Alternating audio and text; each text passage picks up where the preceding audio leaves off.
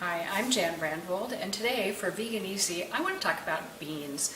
Where if you're going to be a vegan, you should learn to love beans, even if you think you don't. There's a million recipes out there. Every culture has beans and bean recipes, whether it's Indian or South American or Mexican, American, Italian. Everybody has some kind of legume that is a staple of their diet. Beans are wonderful because they have so much protein, fiber, minerals, vitamins. There's just a plethora of goodness in beans. Plus, they're really nice and filling. Beans are in the legume family. All of these lovely things are different types of beans, but there are probably hundreds, if not thousands, of kinds of beans. Our area is famous for its dried peas and lentils, which these are some of our lentils and these are some of our dried peas. We are the dried pea and lentil capital of the world in the state of Washington. Dried peas and lentils are great because they're relatively fast cooking compared with beans, and they do not need to be soaked. You do, however, want to pick through them and make sure there are no rocks, because that's not very pleasant to bite down on in your soup, and rinse them off before you use them.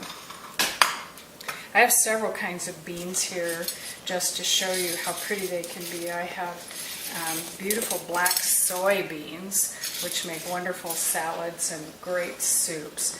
I love to buy beans when I travel. These little beans are from the Tohono O'odham tribe in Arizona that I got at their tea room of all places, and they're wonderful and make a great souvenir that you don't have to keep forever.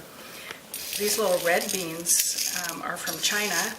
They're adzuki beans or azuki beans, known as, they have several different names, but these are the little red beans that you find inside of dumplings, or I've seen mochi desserts that are filled with the red bean. They're a very sweet bean. The beans I want to show you right now are just pinto beans, which are very common for making baked beans or chili.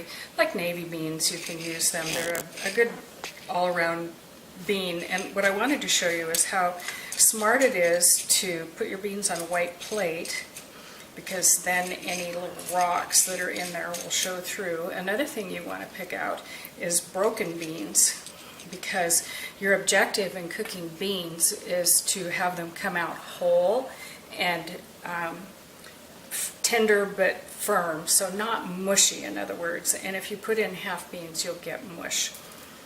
To prepare your beans, there are 3 different ways of soaking them, and 2 of them are quite well known. One is to just soak it overnight, and that is by far the easiest. If you think of it in time, just put the beans in some water. Make sure that it's quite a bit more water than you have beans. You should have at least 2 inches more water, because the beans really absorb the liquid, absorb the water. I like to soak them in a bowl if I use that technique, and I put a little strainer down inside so that in the morning when I'm ready to pull the beans out, I can just pull this out and they're in it, and then I can rinse them thoroughly. Don't ever use your soaking water for cooking, because that's what takes the toxins out of them overnight especially. And so anytime you soak beans, be sure that you change the water. Even if you soak them in the pot that you're going to be cooking it in, do not use your soaking water. Another method, quicker, is to put your beans into a kettle, and same thing, cover them with at least 2 inches of water. So a big flat kettle might be your best bet. Bring it to a boil and then let it sit. Turn off the heat, cover it, and let it sit for an hour, and that will take care of the soaking. A third method that's a lot lesser known is in the microwave, and this is the fastest one yet, and it's actually the one that gets the most gas out of the beans. Yeah. So you might want to think about this, but it does take a deep microwave safe pot with a lid. So a nice bowl that you could maybe find yourself, go shopping. Yeah, there you go shopping and find yourself a nice deep bowl with a lid. And then you put it in for 12 minutes, and it should come to a boil fairly fast, and it's going to boil away in there. But you need to have it so it's covered with 2 inches of water again, and check it halfway through and make sure that there's still enough water in there, because that can bubble away pretty quickly. And use your pot holders to take it out, and then just rinse it and proceed as usual. There are a lot of different ways to cook beans. You can cook them in a pressure cooker, in the oven, on the stove, even in the microwave. And every bean is different. If you're cooking a kidney bean, be sure you boil it for 12 minutes, change the water, and then put it back and start to cook. And that's because kidney beans have a toxin in the skin that needs to be boiled away before you use them. Most other beans are safe, but be sure you read your instructions. Your beans in a slow cooker could take all day to cook, 8 hours. In a pressure cooker, they could take 15 minutes.